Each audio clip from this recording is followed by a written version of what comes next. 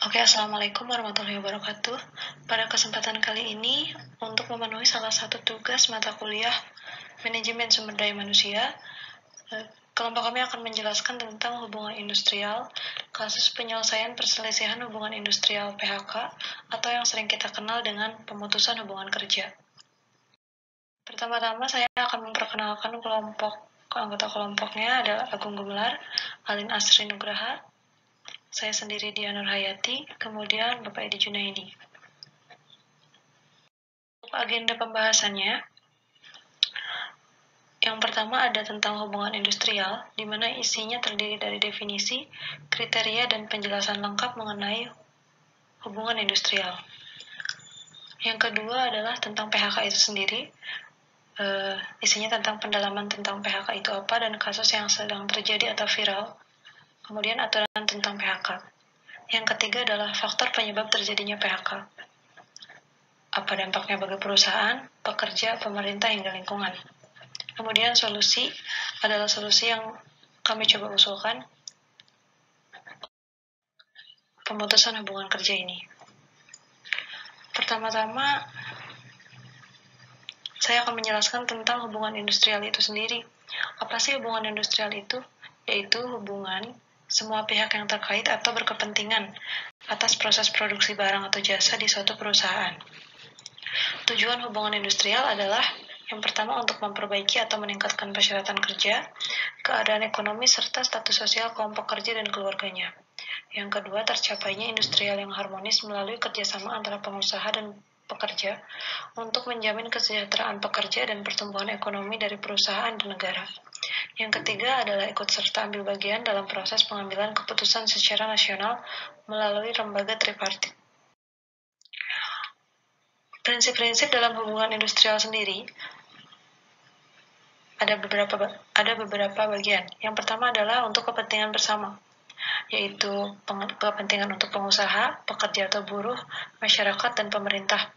Yang kedua adalah kemitraan yang saling menguntungkan, pekerja atau buruh dan pengusaha sebagai mitra yang saling tergantung dan membutuhkan. Yang ketiga adalah hubungan fungsional dan pembagian tugas. Selanjutnya adalah penciptaan ketenangan berusaha dan ketentraman bekerja, peningkatan produktivitas, peningkatan kesejahteraan bersama, dan kekeluargaan.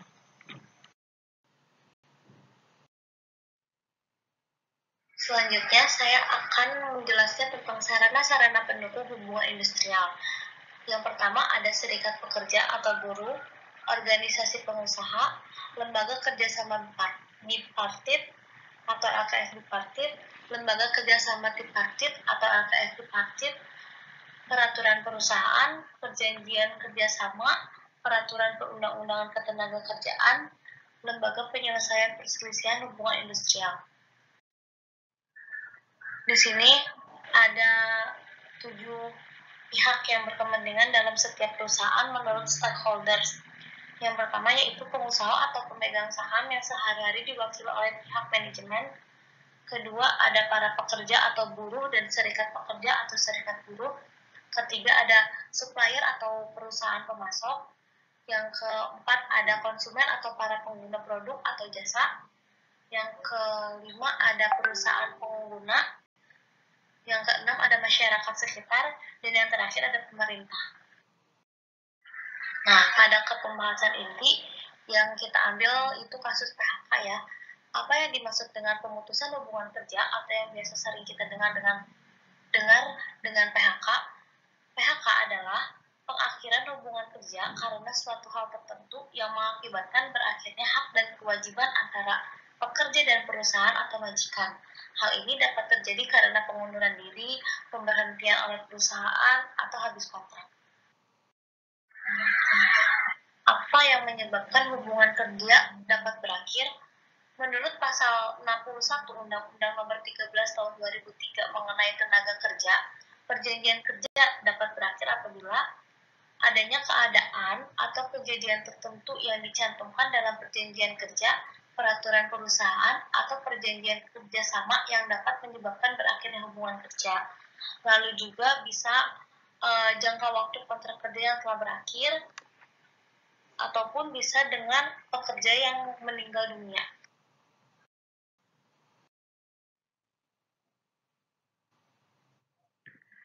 Melanjutkan apa yang sudah dibahas pada slide presentasi sebelumnya, di sini kita akan mencoba melihat dampak dari PHK itu sendiri. Melambatnya pertumbuhan ekonomi saat ini membuat banyak perusahaan melakukan pemutusan hubungan kerja terhadap sejumlah karyawannya. Hal tersebut menjadi pilihan realistis bagi perusahaan, namun terkadang juga menjadi dilema. Mengapa? Karena di satu sisi, bagi karyawan, PHK dianggap tidak adil, bahkan banyak melanggar aturan-aturan, di mana imbas dari karyawan yang terkena PHK bisa saja menjadi stres karena memikirkan kemana lagi jalan keluar yang harus dilakukan untuk membiayai kelangsungan hidup. Namun, di sisi lain, bila kita melihat dari sisi perusahaan, istilahnya untuk menyelamatkan perahu yang akan karam, maka haruslah segera mengurangi penumpangnya. Artinya, agar perusahaan tetap bisa bertahan di saat kondisi ekonomi yang anjlok, maka pilihan terakhir harus melakukan PHK. Mengapa dikatakan pilihan terakhir? Yang harus diingat ialah perusahaan pada saat melakukan PHK, itu perusahaan pun harus membayar pesangon kepada karyawan yang di PHK, yang bisa saja membuat perusahaan rugi total. Nah, di sini kita akan melihat resiko-resiko baik dari sisi perusahaan maupun dari sisi karyawan yang terdampak oleh PHK.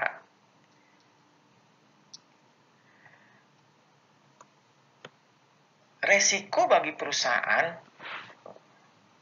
karena dampak dari PHK itu antara lain resiko untuk melepas karyawan yang sudah berpengalaman dan setia. Ini sangat menjadi pemikiran khusus bagi seorang pengusaha. Mengapa? Karena mencari karyawan yang memiliki loyalitas tinggi terhadap perusahaan itu sangat sulit sekali. Ini resiko yang paling merugikan bagi perusahaan. Kemudian, terhentinya produksi sementara dengan adanya pemutusan hubungan kerja. Ini tidak bisa dielakkan. Karena apa? Pasti kekurangan tenaga kerja. Pasti ada beberapa mesin yang harus di-stop karena PHK ini. Nah, kemudian kita harus mencari pengganti dengan karyawan yang baru. Yang tadi saya sudah katakan, sangat sulit sekali mencari karyawan ini. Bukan hanya perlu biaya yang besar untuk merekrut, mencari pengganti pun belum tentu kita itu mendapatkan karyawan yang sebaik dari karyawan yang kita PHK waktu itu. Nah, ini resiko perusahaan. Selain yang tadi saya katakan bahwa perusahaan pun bisa saja menjadi rugi total karena harus apa? Harus menyiapkan kos khusus untuk pesangon karyawan. Kemudian resiko bagi karyawan yang terkena PHK itu ialah hilangnya atau berkurangnya penghasilan yang diterima untuk membiayai keluarga. Ini bisa menyebabkan stres yang seperti tadi saya katakan. Kemudian timbulnya situasi yang tidak enak karena menganggur. Mungkin waktu kerja kita merasa, wah kalau tanggal merah ya banyak enak nih. Tapi realitanya pada saat kita tidak bekerja, kita libur terus-terusan. Karena bukan karena tanggal merah, karena PHK. Itu akan tidak enak sekali. Psikologis karyawan akan tergerus memikirkan apa yang harus dilakukan ke depannya. Kemudian berkurangnya rasa harga diri. Nah, kalau yang ini biasanya ya untuk karyawan-karyawan yang memiliki posisi atau jabatan tertentu. Kemudian terputusnya hubungan dengan teman-teman sekerjaan yang biasanya berangkat kerja, kemudian ketemu di kantor atau di tempat kerja, kita say hello, berbincang-bincang, ketawa. Nah, kegiatan itu menghilang. Dan bila tidak dipersiapkan, maka secara psikologis karyawan akan mengalami stres yang sangat sekali. Dan yang terakhir, resikonya ialah harus bersusah payah lagi mencari pekerjaan baru. Yang ini tidaklah mudah, seperti mencari pekerjaan pada awal. Dan kalaupun ia memiliki pekerjaan baru, belum tentu berada pada posisi yang sebelumnya. Dari beberapa resiko, baik yang dilihat dari sisi perusahaan maupun sisi karyawan, maka bila mana terjadi pemutusan hubungan kerja, maka sebenarnya bukan hanya karyawan, tapi perusahaan juga dapat menderita kerugian. Nah, hal ini dapat dilihat. Yang pertama, produktivitas kerja akan merosot bila tidak terhenti sama sekali. Pasti akan merosot. Kenapa? Karena yang tadi saya katakan, kurangnya tenaga kerja karena PHK. Kemudian perusahaan akan kehilangan tenaga kerja yang potensial, yang loyalitasnya tinggi. Yang ini sangat susah dicari penggantinya. Dan yang terakhir, perusahaan harus mengeluarkan biaya, tenaga, waktu untuk merekrut tenaga kerja, dan kurang berfungsinya pengelolaan perusahaan yang baik karena kekurangan tenaga kerja.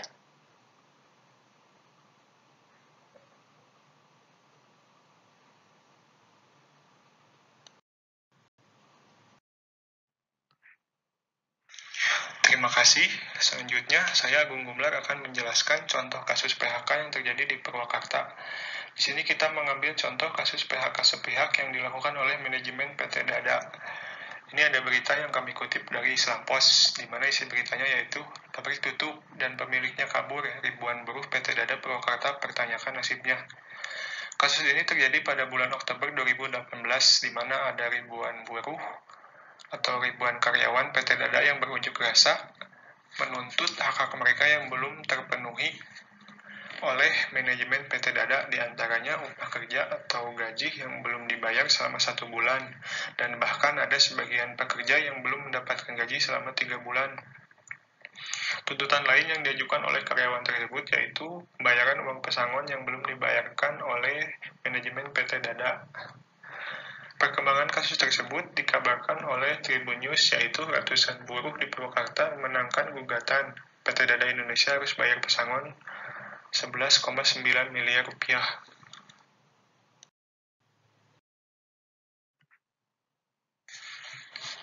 Hasil analisa kami mengenai kasus tersebut, penyebab PHK massal yang terjadi di PT Dada yaitu perusahaan kolaps atau gulung tikar, tidak mampu menggaji karyawan, pemilik perusahaan kabur.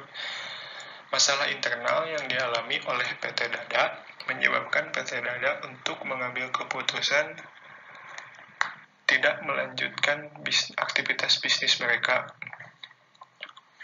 Pelanggaran undang-undang yang dilakukan oleh PT Dada yaitu telah melanggar pasal 95 ayat 4 Undang-Undang Nomor 13 Tahun 2003, di mana hak-hak atas pembayaran upah yang belum dibayarkan PT Dada Indonesia kepada karyawan-karyawan yang telah mengalami PHK secara sepihak tersebut.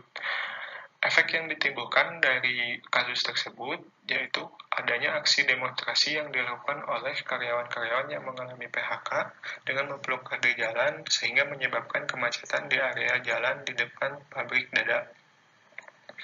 Efek lain dari kasus tersebut yaitu meningkatnya angka pengangguran di Kabupaten Purwakarta karena kita tahu bahwa pabrik dada itu memiliki ada banyak ribuan karyawan yang bekerja di PT Dada, sehingga ketika PT Dada tersebut menutup aktivitas bisnis mereka, menghentikan aktivitas bisnis mereka, maka akan banyak sekali karyawan yang menjadi pengangguran.